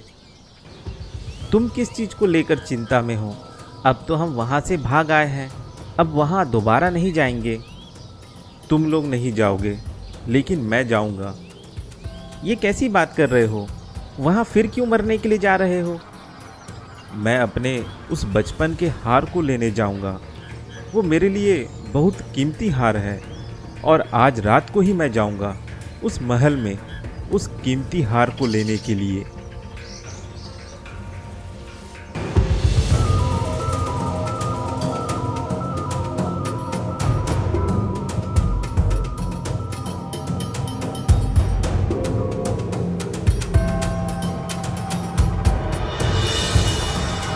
पकड़ो उसे, ये आज फिर चोरी करने आया है इस महल में।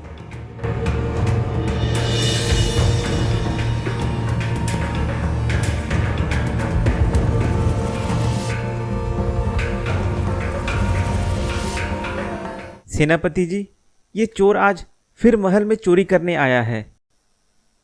मैं यहाँ चोरी करने नहीं आया था, मैं यहाँ अपने हार को लेने आया था, जो मैंने कल सैनिकों को दिया था। वो मेरे बचपन का हार है। मैं उसे लिए बगैर यहाँ से कहीं नहीं जाऊँगा। मैं आपसे विनती करता हूँ, आप मुझे जो सज़ा देना चाहें दे दे, लेकिन वो हार मुझे वापस कर दे। उसे मैंने कहीं से चोरी नहीं किया है, वो मेरा ही हार है। सैनिकों, तुम लोग जाओ यहाँ से, इसे यहीं छोड़ दो। इससे मैं कुछ बात करना चाहता हूँ।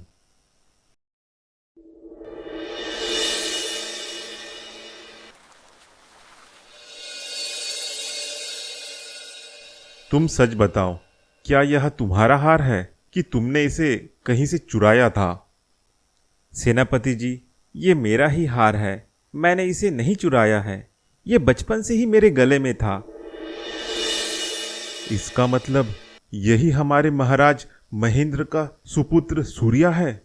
लेकिन एक बार पक्का करने के लिए कि यही सूर्या है, इसके भुजाओं को एक बार जांच लेता हूं। अगर उसकी भुजाओं में सूर्य का निशान है तो फिर पक्का है कि यही सूर्या है। तुम अब अपने भुजाओं को दिखाओ मुझे।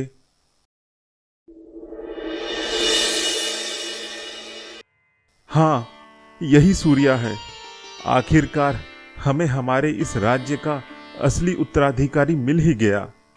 हे भगवान, तेरा लाख लाख शुक्र है कि तुमने इस राज्य के असली राजा को इतने सालों तक सुरक्षित रखा था। मैं ऐसा करता हूँ कि मैं इसे अभी नहीं बताता कि ये कौन है। मैं इसका पता पूछ लेता हूँ और फिर उससे मिलने जाऊंगा और वहीं उसे सारी बातें बताऊंगा। तुम ऐसा करो, तुम अभी घर जाओ और ये हार तुम अपने पास रखो, लेकिन मैं तुम पर भरोसा करके तुम्हें ये हार दे रहा हूँ। इसके बदले तुम मुझे अपना पता बताओ कि तुम कहाँ रहते हो। मैं तुमसे कुछ जरूरी बातें करना चाहता हूँ। इस राज्य के उत्तर दिशा की ओर अगर आप सफ़र करेंगे तो कुछ समय पश्चात आपको एक जंगल दिखेगा। उसी जंगल में ही मैं रहता हूँ और मेरे साथ में और भी कई सारे लोग हैं जो वहाँ बसे हुए हैं, जो इसी तरह के चोरी चकारी का काम करते हैं। आप मुझसे वहीं आकर मिल सकते हैं। ये लो हार।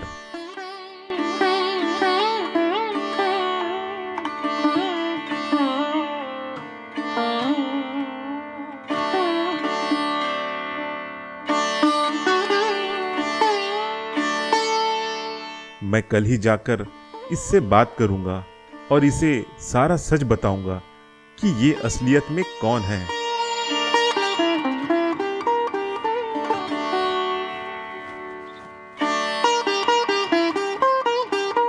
आप मुझसे क्यों मिलना चाहते थे? मैं तुम्हें एक सच बताना चाहता हूं, जिसे जानकर तुम हैरान हो जाओगे। कैसा सच? तुम्हारे माँ पिताजी कौन हैं? उनके नाम बता सकते हो? नहीं, मुझे तो नहीं पता। कि मेरे माँ पिताजी कौन हैं। मैं बचपन से ही अनाथ हूँ। मुझे मेरे काका ने पाला है। मैं जानता हूँ कि तुम किन की संतान हो और तुम्हारे माँ पिताजी कौन हैं। आप कैसे जानते हैं कि मेरे माँ पिताजी कौन हैं? और आपको कैसे पता कि मैं ही उनकी संतान हूँ? तुम्हारे गले में जो माला है और जो तुम्हारे भुजाओं में सूर्य का चिन्ह है, इसी से मैं पहचान गया था कि तुम कौन हो, तुम्हारे माता पिताजी कौन हैं। अगर आप सच कह रहे हैं तो जल्दी बताइए कि मैं कौन हूँ, मेरे माँ पिताजी कौन हैं? तुम भवानीपुर के महाराज राजा महेंद्र के सुपुत्र सूर्या हो।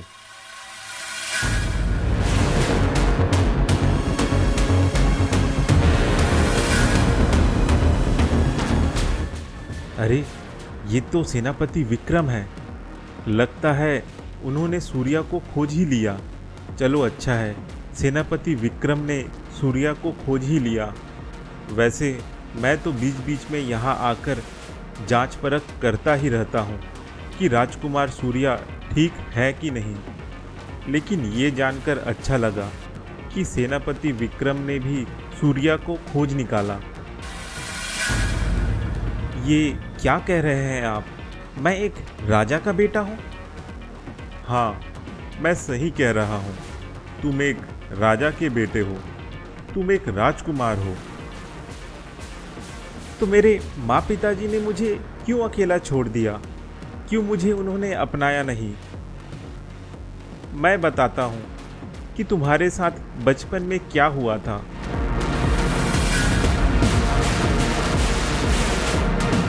श्रीधर, तुम इतने सालों से कहाँ छुपे थे? हमने तुम्हें हर जगह खोजा। तुमने क्यों सूर्य को अगवा कर लिया था? मुझे माफ कर दीजिए सेनापति विक्रम जी। और सूर्या बेटा, मैं भी तुमसे माफी मांगता हूँ। मैं तुम्हें अब जो बातें बताने जा रहा हूँ उसे जानकर पता नहीं आप दोनों मुझे माफ करोगे कि नहीं करोगे। लेकिन इतना तो है कि 25 सालों से जो मेरे सीने का बोझ है वो हल्का जरूर हो जाएगा। बेटा सूर्या, तुम्हारे माँ पिताजी अब इस दुनिया में नहीं हैं। वे दोनों 25 साल पहले मारे गए। उन दोनों को मारने का षड्यंत्र तुम्हारे चाचा ओम प्रकाश और हम दोनों ने मिलकर रचा था। ये क्या कह रहे हो श्रीधर? तुम और ओम प्रकाश महाराज, तुम दोनों ने मिलकर हमारे राजा महेंद्र और महारानी को षड्यंत्र कर मार डाला? हाँ सेनापति जी, ये सच है। मैं ओम प्रकाश के बहकावे में आकर इस गलत काम में उसका साथ दे दिया। हम दोनों जंगल में एक तांत्रिक के पास गए थे जिन्होंने हमें 2 गिलास दिए थे और कहा था कि इन 2 गिलासों में 1 हफ्ते तक किसी को पानी पिलाने पर वो धीरे धीरे बीमार होकर मर जाएगा। तो हमने उन्हीं 2 गिलासों का इस्तेमाल करके महाराज और महारानी को 1 हफ्ते तक पानी पिलाया और उन्हें मार दिया। तुम इतने बड़े अधर्मी निकलोगे, मैंने ऐसा सोचा भी नहीं था। तुम्हें तो मैं मृत्यु दंड दूंगा। सेनापति जी, मैं इसी के लायक हूँ। आप मुझे जो सजा देना चाहे मैं उस सजा को स्वीकारता हूँ। लेकिन मेरी बात पूरी सुन लीजिए सेनापति जी। महाराज और महारानी के मरने के बाद ओम प्रकाश ने मुझे भी धोखा दे दिया था। उसने मुझे और युवराज सूर्या को भी मारने का षड्यंत्र रचा था, जिसे मैंने छुपकर सुन लिया। उसी समय ही मुझे ओम प्रकाश के असलियत का पता चला और अपनी गलती का एहसास हुआ।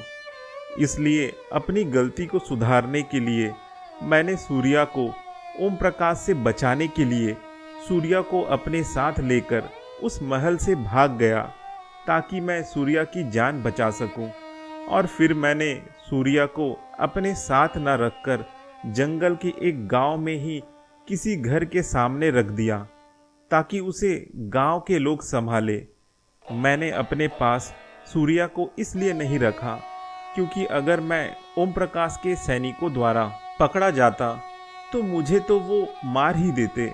सूर्या की जान को भी खतरा हो जाता। इसलिए मैंने सूर्या को जंगल के एक गांव में छोड़ दिया। तो मेरा बचपन इस तरह का था। तुमने जो गलती की है श्रीधर, उस चीज के लिए मैं तुम्हें कभी माफ नहीं करूंगा। लेकिन तुमने युवराज सूर्या की जान बचाई, इसलिए मैं तुम्हें छोड़ देता हूं। सूर्या बेटा, थोड़ी गलती मेरी भी है।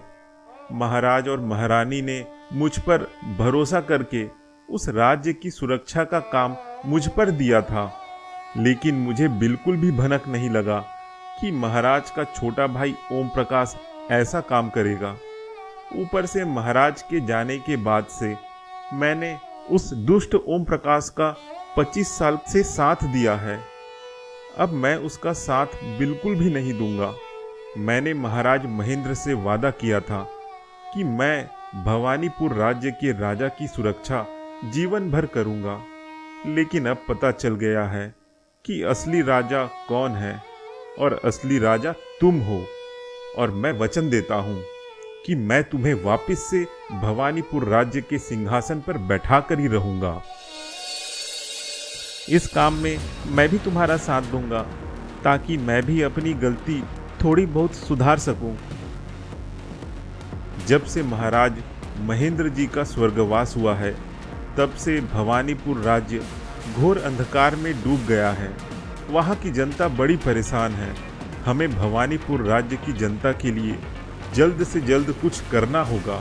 और कुछ करने का मतलब ये है मेरा कि हमें ओम प्रकाश को सिंहासन से हटाकर सूर्या को उस सिंहासन पर बैठाना होगा। इसमें कौन सी बड़ी बात है सेनापति जी? जब आप आवाज उठाएंगे तो सारी सेना आपके साथ खड़ी हो जाएगी और सारे मंत्रीगण भी आपके साथ हो जाएंगे। फिर तो तुरंत ही ओम प्रकाश को अपनी गद्दी छोड़नी होगी, क्योंकि आपके जैसा पूरे राज्य में सबसे वफादार व्यक्ति कोई नहीं है, और ये बात सारी प्रजा जानती है। श्रीधर, अब मैं पहले की तरह ताकतवर नहीं हूँ, ना ही मेरी पहुँच सारे मंत्रियों में है। जब तक महाराज महेंद्र थे तब तक सब ठीक था। मुझे सारे मंत्रीगण इज्जत दिया करते थे, मेरी बातों को मानते थे। लेकिन अब सारे के सारे मंत्रीगण ओम प्रकाश के चमचे हैं। अगर मैंने बगावत किया तो मुझे ही जेल में बंद कर देंगे, और फिर जेल में रहकर मैं सूर्या को राजा नहीं बना सकता। इसलिए हमें कुछ और तरकीब अपनानी होगी, जिससे ओम प्रकाश भी सिंहासन से हट जाए और सूर्या भी राजा बन जाए। तो फिर एक ही तरीका है, और वो तरीका है जिससे ओम प्रकाश और मैंने मिलकर महाराज महेंद्र जी के साथ किया था। कौन सा तरीका? ओम प्रकाश को जान से मारने की, उसके सिंहासन को हासिल करने का तरीका बिना कोई युद्ध किए। वो कैसे करेंगे? मेरे पास अभी भी वो 2 जहरीली गिलास हैं, जिसमें महाराज और महारानी को हमने पानी पिलाकर धीरे धीरे बीमार करके मारा था। हम ऐसा करते हैं कि उन गिलास का इस्तेमाल कर ओम प्रकाश को भी धीरे से बीमार करके ख़त्म कर देते हैं। जब ओम प्रकाश मर जाएगा तो हम आपकी सहायता से सूर्या के बारे में वहाँ के मंत्रियों और जनता को परिचित करा देंगे कि सूर्या कौन है और यही असली युवराज है। फिर सारी जनता सूर्या को ही अपना असली राजा मान लेंगे। हाँ, ये तरकीब सही रहेगी। अगर हम ओम प्रकाश को ख़त्म कर दें, तब उसके सारे मंत्रीगण भी हमारे सामने झुक जाएंगे और मेरी बात मानने को मजबूर हो जाएंगे। लेकिन ये काम के लिए हमें कुछ और लोग लगेंगे। आप उनकी चिंता मत करो। मेरे 2 और दोस्त हैं, वीरू और जीतू। वो आपके इस काम में हमारी सहायता करेंगे। तो पक्का रहा, हम कल ही महल में जाकर ओम प्रकाश को गद्दी से हटाने की प्रक्रिया शुरू करेंगे। मैं और सूर्या भी उसी महल में भेष बदल कर रहेंगे और इस काम को अंजाम देंगे।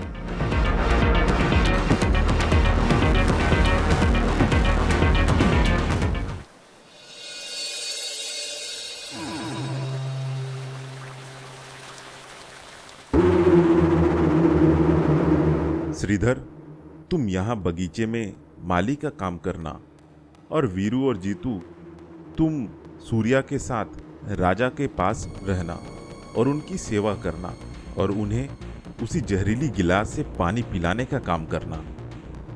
वीरू, जीतू और सूर्या, चलो मैं तुम्हें महाराज के कक्ष में लेकर चलता हूँ और उनसे परिचय करा देता हूँ, ताकि तुम वहाँ पर रहकर उनकी सेवा करने का नाटक कर सको। हाँ, चलिए।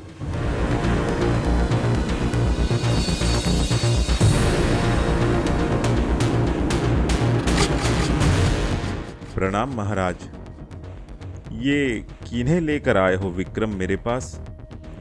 महाराज, ये कुछ वफादार नौकर हैं जो आपकी सेवा के लिए मैंने लाए हैं।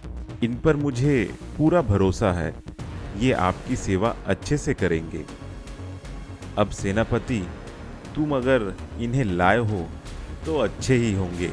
जाओ, इन्हें काम बता दो कि इन्हें मेरी सेवा कैसी करनी है।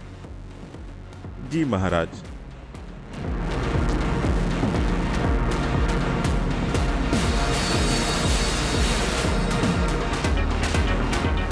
अब तुम सभी को यहाँ क्या क्या काम करना है वो तो समझ में आ गया होगा। अब हम असल काम करने जो आए हैं उसे अब अंजाम देते हैं। जी हाँ सेनापति जी, ये लीजिए ये गिलास। ये वही गिलास है जिसमें पानी पीकर महाराज महेंद्र और उनकी महारानी बीमार पड़ गई थी और उनकी मृत्यु हो गई थी। इसी गिलास का इस्तेमाल करके हम ओम प्रकाश की भी जान लेंगे।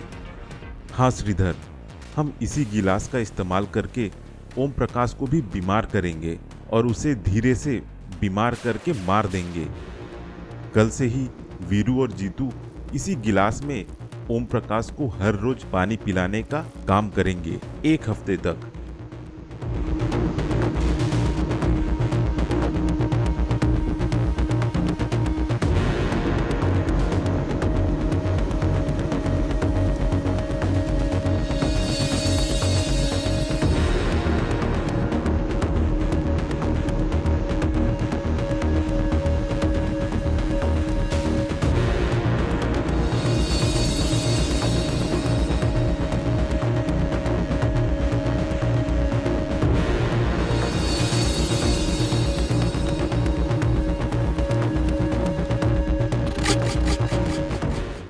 मुझे समझ नहीं आ रहा है कि मुझे क्या हो रहा है।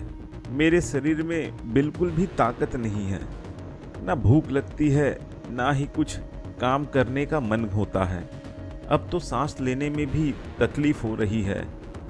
विक्रम, तुम कोई अच्छे वैद्य का इंतजाम कर सकते हो जो मेरा इलाज कर सके अच्छे से, क्योंकि हमारे राज्य के सारे वैद्य तो मेरा इलाज कर चुके, लेकिन उनकी कोई भी दवाई मेरे काम नहीं आ रही।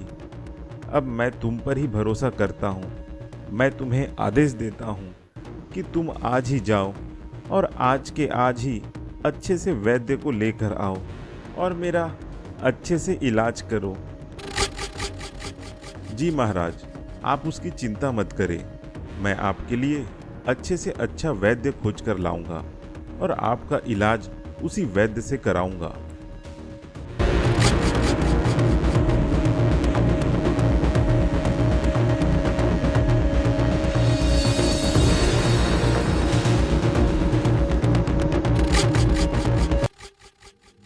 महाराज, मैंने आपके इलाज के लिए एक बहुत बढ़िया वैद्य को खोज कर लाया हूँ।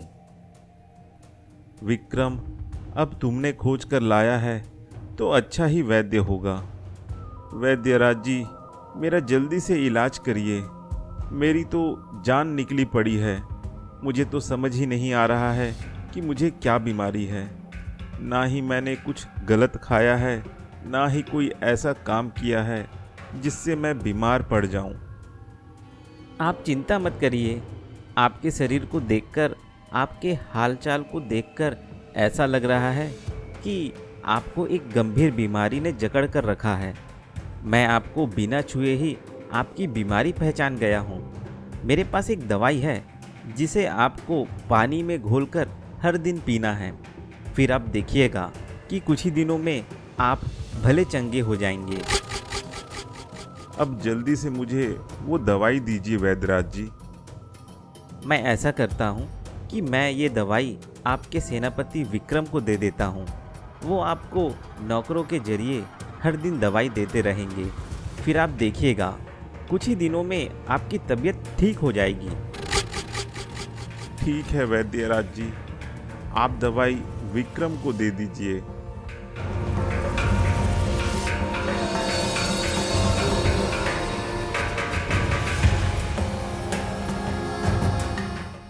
वीरू, तुमने तो बड़ा अच्छा नाटक किया वैद्य बनने का।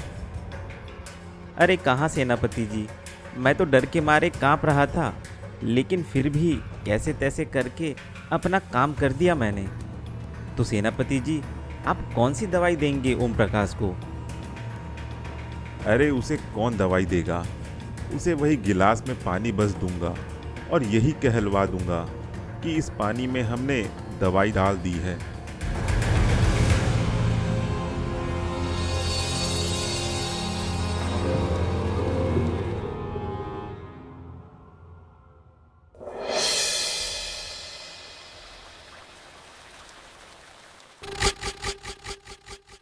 ये मेरी तबीयत ठीक क्यों नहीं हो रही? मुझे क्या हो गया है, जबकि मैंने ऐसा कुछ अभी नहीं किया है जिससे मेरी तबीयत खराब हो। ऊपर से किसी भी वैद्यराज को कुछ समझ ही नहीं आ रहा है कि मेरी तबीयत इतनी खराब क्यों है। कहीं जानबूझकर मेरी तबीयत खराब तो नहीं की जा रही, लेकिन मेरी तबीयत खराब करेगा कौन?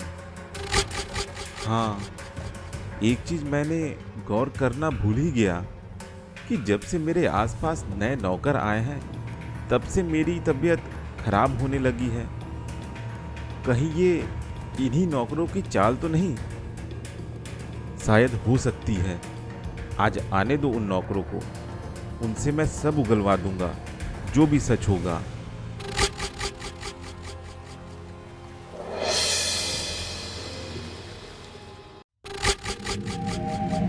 तुम दोनों सच सच बताओ, तुम दोनों कौन हो?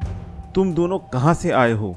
जब से तुम दोनों मेरा नौकर बने हो, तब से मेरी तबीयत खराब होने लगी है। तुम दोनों सच सच बताओ, कहीं तुम मुझे गलत खिला पिला तो नहीं रहे जिससे मेरी तबीयत खराब हो रही है? अगर तुमने सच नहीं बोला तो मैं तुम दोनों को जान से मार दूंगा। नहीं महाराज, हम ऐसा क्यों करेंगे? हमने आपको कुछ भी गलत खिलाया पिलाया नहीं है। हम तो आपकी सेवा कर रहे हैं। तुम्हारे बातों से लग रहा है कि तुम झूठ बोल रहे हो। अब तो मुझे पक्का यकीन हो गया है कि तुम दोनों मिलकर मेरे खिलाफ कोई षड्यंत्र रच रहे हो। तुम दोनों के ही वजह से मेरी तबीयत खराब हो रही है। जल्द से जल्द सारा सच बताओ, वरना मैं तुम दोनों को यहीं खत्म कर दूंगा। अरे लगता है कि ओम प्रकाश को हमारे षड्यंत्र की भनक लग गई। मुझे कुछ न कुछ करना ही होगा।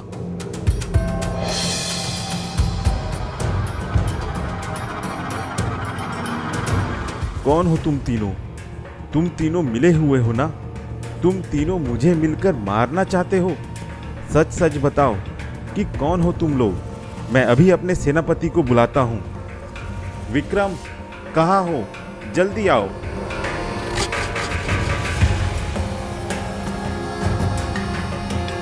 विक्रम, इन तीनों को पकड़ो। ये तीनों मिलकर मुझे मारना चाहते हैं। ये तीनों ही हैं जो मुझे मेरे खाने में कुछ जहर मिलाकर दे रहे हैं, जिसकी वजह से मैं बीमार पड़ रहा हूँ। जाओ विक्रम, इन तीनों को पकड़ो और इन्हें कठोर से कठोर सजा दो।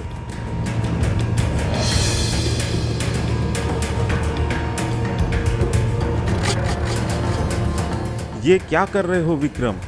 मैंने तुम्हें कहा ना कि तुम उन तीनों को पकड़ो, और तुम तो उन्हीं के साथ में जाकर खड़े हो गए। क्या तुम्हें मेरी बात समझ नहीं आ रही? ओम प्रकाश, मुझे तुम्हारी बात तो पहले समझ नहीं आ रही थी, लेकिन अब मैं सब समझ गया हूं। ये कैसी बात कर रहे हो विक्रम? तुम मेरा नाम लेकर मुझसे कैसे बात कर रहे हो? तुम जैसे नीच आदमी के साथ तो ऐसे ही बात करनी चाहिए। वो तो मैं अंधा हो चुका था, जो मैं तुम्हें पहचान नहीं पा रहा था इतने सालों तक, लेकिन अब मैं तुम्हें अच्छे से पहचान गया हूँ। ये क्या बात कर रहे हो तुम? मुझे कुछ समझ नहीं आ रहा है। तुम जल्दी से उन तीनों को पकड़ो। तुम जल्दी से उन तीनों को क्यों नहीं पकड़ रहे हो? ओम प्रकाश, ये तीनों मेरे साथ हैं। मतलब तुम मुझे धोखा दे रहे हो? तुमने भी इनका साथ देकर मुझे जहर देने की कोशिश की। एहसान फरामोश जिस थाली में खाते हो उसी में छेद करते हो। तुम्हें हमने इतने सालों तक पाला और तुम हमें ही धोखा दे रहे हो।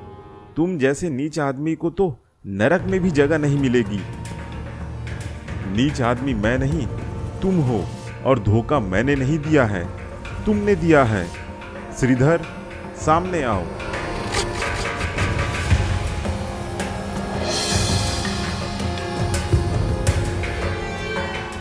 श्रीधर, तुम जिंदा हो?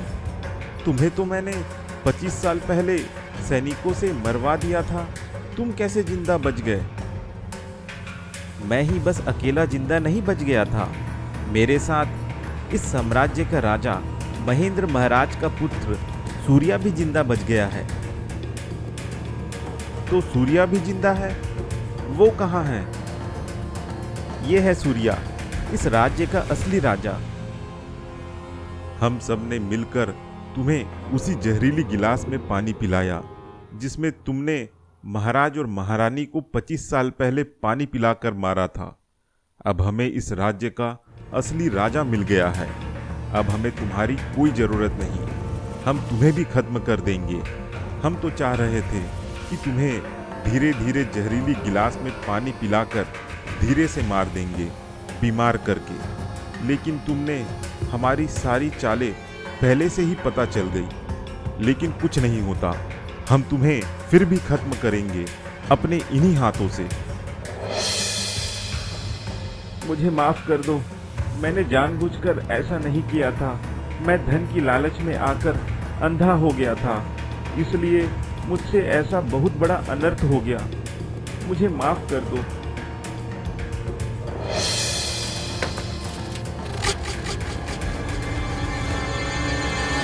अरे पकड़ो उसको, कहीं वो सैनिकों को ना बुला ले।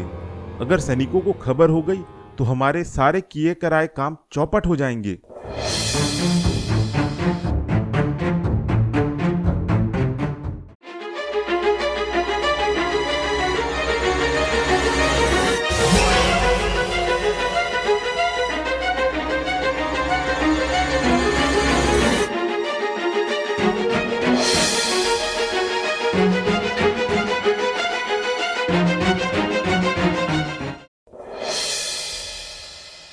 चलो अच्छा हुआ ये अपने से ही गिर कर मर गया।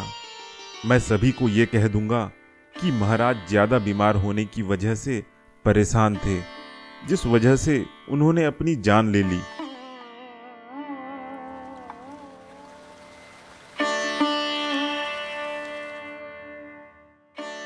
मैं बड़े दुखी मन के साथ में ये कह रहा हूं कि हमारे महाराज ओम प्रकाश अब इस दुनिया में नहीं रहे।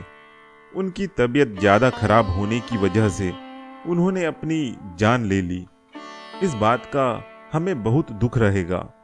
अब इस राज्य को संभालने के लिए हमने एक नया राजा चाहिए, और वो नया राजा है हमारे महाराज महेंद्र का सुपुत्र सूर्या, जो 25 साल पहले गायब हो गया था।